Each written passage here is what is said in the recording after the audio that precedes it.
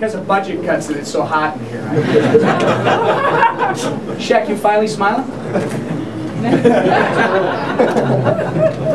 Come on, I gotta have a little fun. You guys have any questions? We're a little warm. We're afraid to ask them.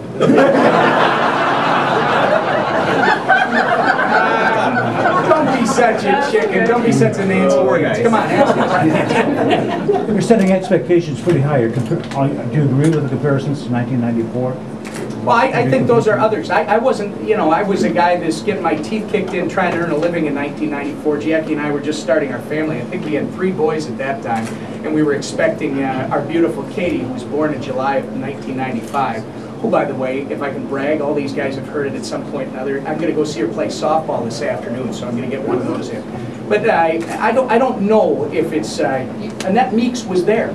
So if Annette Meeks tells me this feels like what I felt in 1994, I believe Annette Meeks. I'll tell you what I know. I know from traveling around this state that Minnesota is ready for this. Yes. These are Minnesota values. These are Minnesota people. They're real for, Minnesota is ready for real and authentic people, not politicians as usual. They're ready for people that want to represent.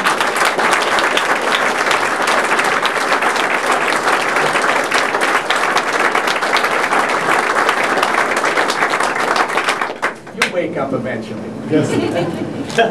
Representative Emmer, how committed are you to building? No, I can't do that. I've been uncomfortable with that from day one. My name is Tom, but thank you. Representative,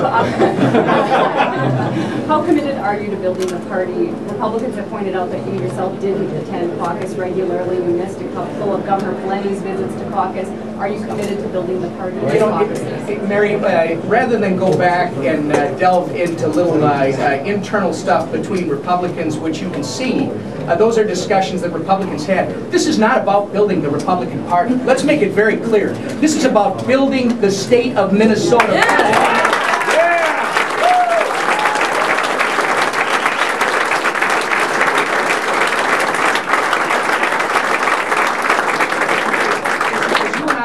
I'm not a perfect human being. I learn as I go. There's no question. There's some days where I'm practicing the Braille method on some of the things I'm doing. But you know what? I've learned as I go forward, and I believe in my heart, and I wear it on my sleeve, that this is about something much bigger than being a Republican, an independent, or a Democrat. This is about being a Minnesotan, putting our state back on a road to prosperity, understanding that we cannot continue to do business as usual in the state of Minnesota, or for that matter in the United States of America. We must change the business plan that government operates on. We've been talking about this for a couple of weeks, and Doug, you and I just talked about it this morning. Democrats talk about affecting the delivery of the services. We're talking about reforming and redesigning the delivery system. Yeah, they're 2 completely different things. We are about people. Right on, Tom!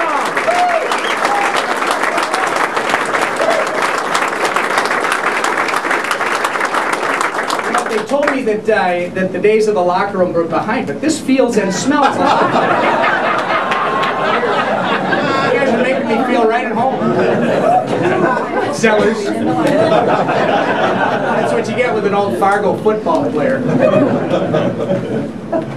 I'm sorry, I didn't mean to offend Fargo. Somewhere way up there. Representative, can you give us an idea when you're going to start to lay out some of more of the details in terms of the redesigning government? You know what, Tom, that's great, and I appreciate those questions will come. You know, when a governor lays out his or her budget plan, that comes much later. But you're entitled to know some of the details. But I would say to people like you, they will be released as the campaign goes forward. We're not going to give you tomorrow where you get to sit down and start picking apart all this different stuff. Plus, you got to hear what we've been saying. And what we've been saying is that before we start telling you what we know needs to be done, we're traveling this state and we're listening. You know, unlike a lot of people who get elected to public office, they seem, and I've been here for only 6 years, but as soon as I got here, I saw a distinct attitude, especially in the last 4 years, that we know better because we have an election certificate, how your business is supposed to run, how you're supposed to raise your family, how you're supposed to run your household, etc. I don't believe that's the way it was intended to work, and these people behind me agree. We are about listening to people.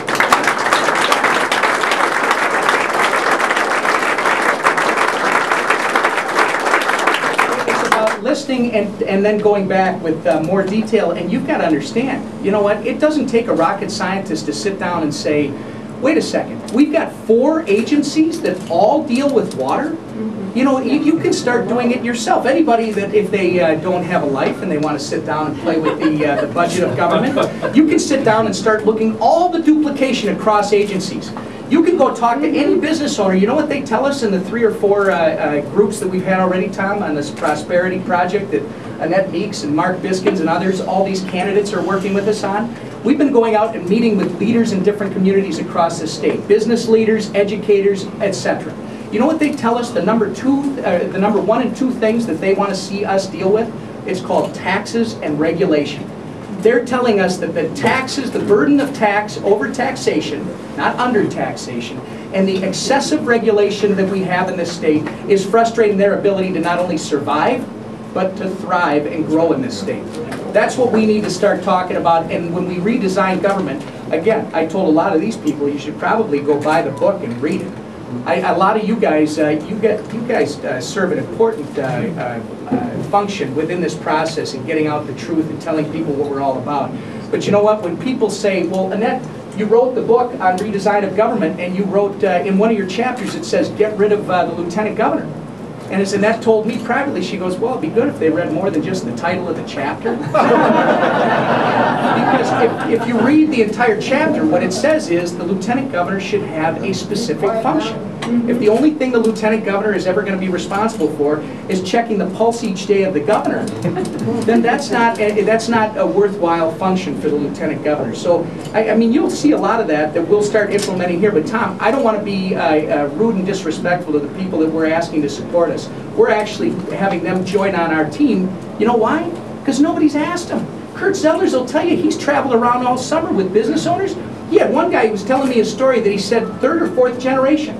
3rd or 4th generation business, and he sat down, went out to the man's business, sat across the table from him, and he looked at him stunned. He told me the story, and the guy said, nobody has ever asked me what would help our business. Nobody from government. More importantly, nobody's even called me or visited me. Or said thank you. Or said thank you. Yeah. Representative, do Yes. you anticipate having any debates with the other candidates until they narrow their field, or? When you say, I'll put it in my words. Once the Democrats decide who their candidate is, we'll be happy to sit down with them and have a wonderful time contrasting and comparing what we stand for and what they stand for. And I believe Minnesota's going to be with us. And you've been doing a lot of campaigning on the retail level. When do you anticipate introducing yourself to voters via the paid airwaves? Haven't I been doing that? Paid radio, TV, etc. You know what? I'm not the campaign expert. I'm a guy from Delano who's going to go around selling this message. Talk to the guys who are actually putting together the budgets, and I mean, I'll be involved, Brian. But you know what? My job is to make sure there are 3.1 million adults in the state of Minnesota. I figured so far I've touched 0.1.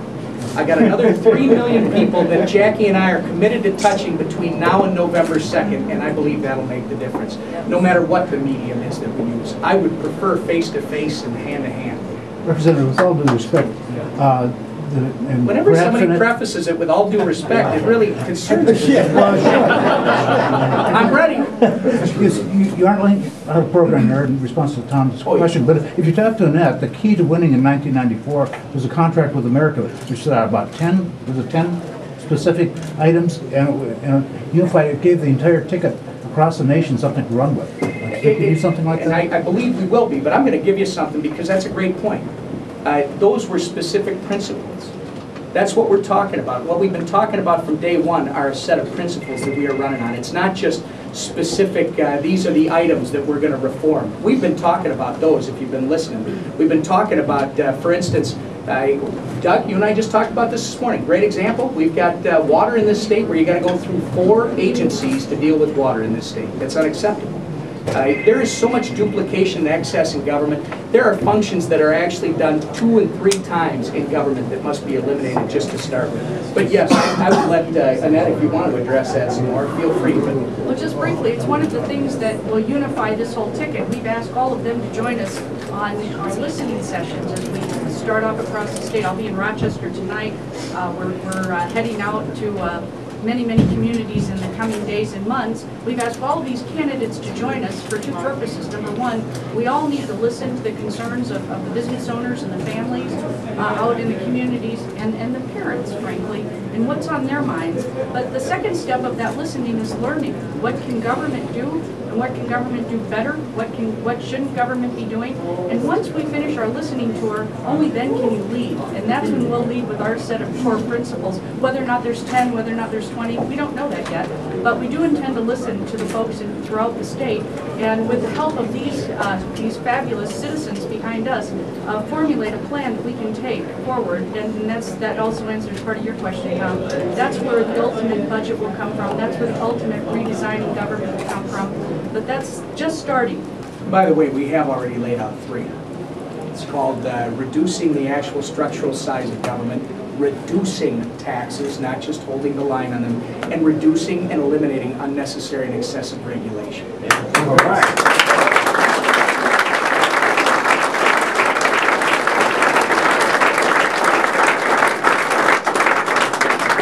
Oh, you're not real. Oh, give me somebody who's real. I'm picking on Sean. I'm sorry. Representative Emmer. Who are you? Campaigns tend to focus on, political coverage tends to focus on the extremes and the conflicts in parties.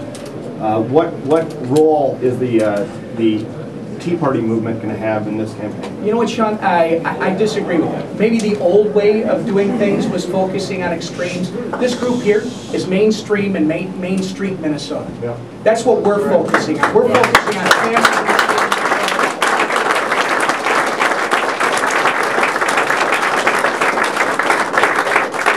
Thank you for being here, by the way. Do you and Ted know each other? I'm just picking on Ted. All right. Great, thanks. Great, on to victory. Thanks.